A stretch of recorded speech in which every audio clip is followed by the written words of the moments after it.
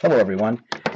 Wanted to spend a few minutes with you to talk about our FT25C1 full color registration slash color mark sensor designed to pick up registration marks for the packaging industry. And I thought the best way to really talk about this sensor is to highlight it compared to what's normally used in the industry, meaning what our competitors do. And we have a like sensor that the same technology that our competitors use. And as you see here in the field of view from the camera, we have a green light here for the RGB1. The RGB1 is a three-color registration sensor, meaning it's a gray level. It has red, green, and blue. And when you teach in the foreground and the background, it will switch to either red, green, or blue, depending on which one offers the most contrast. And because pink, which I'm using as a registration mark, is in the red spectrum, it has the most contrast when it's used with a green light compared to a white background. So that's what it's taught for after I went through the teaching process, and I'll just show you that. Hold the button down, which externally teach for 3 seconds. Go to the background, tap the button, and then it memorizes the foreground and background, and as you can see, it switched and stayed to the green spectrum. So let's see how the performance of this sensor is, which is basically the same as everybody else. So it's fine on the registration mark when you have wobble in the package, and wobble would be the package gets closer or farther away to the registration sensor.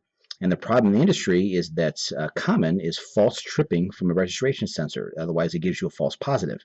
So it's no problem on the registration mark. When you go to the background, if you get too close, it mimics the same gray level as pink does. Or if you get too far away, it also will go out of the switching window that it's set for. So that's the problem you have in the industry.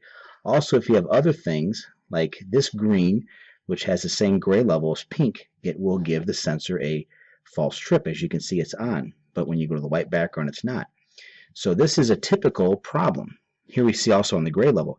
Light gray looks like white, so it doesn't go on, but the darker gray you get, it finally mimics the same gray level as pink, turns on, and will stay on. It will basically false trip. But if you always stay pink and white, and you don't have any movement closer or farther away, that's fine. But that's just not the real world. So the color sensor, which I'm going to switch to now, really answers those problems. And to save time, I have already taught the sensor. It's set for the widest tolerance, so it can tolerate the most movement in the z-axis. Otherwise, closer or farther away, as you can see from the video, it's red, green, and blue. And here it's already taught for the pink versus the white, just like you see here. But because of the sensors using all 3 spectrums all the time, red, green, and blue, acting as a true color sensor, it is able to outperform, which is considered industry standard stuff. So if I get close or far away, like I'm seeing here, there's no problem on the registration mark. If I move to the background, same thing applies. Close or far away, I don't have any false trips. If I move to the green, I don't have any false trips either, because green is not pink. This is a color sensor, not a gray sensor. If I move to the gray, it's the same thing. I don't have any problems like I do with the other sensor. So there again, this is really by far and away the best in class for the industry for picking up registration marks, as you can see here. Anyway, gentlemen and ladies, thank you for your time. Oh, ladies and gentlemen, one thing I forgot to mention is the advantage also we have on the teaching sequence.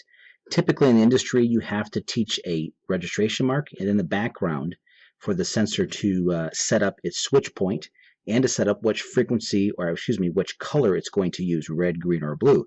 With ours, the advantage is you don't have to do that. And when you're actually on a machine, this is a huge advantage because you don't have to manually move the package back and forth to get the background and the registration mark. You just slowly rotate the package or move the package with the motor and just cycling it till you get to the sensor over the registration mark, and you just teach it on the registration mark. You do not have to teach in the background. And let me illustrate that. So all we do here is we're to hold the teach button down and the external teacher for a total of more than 10 seconds, and it's going to go into that mode.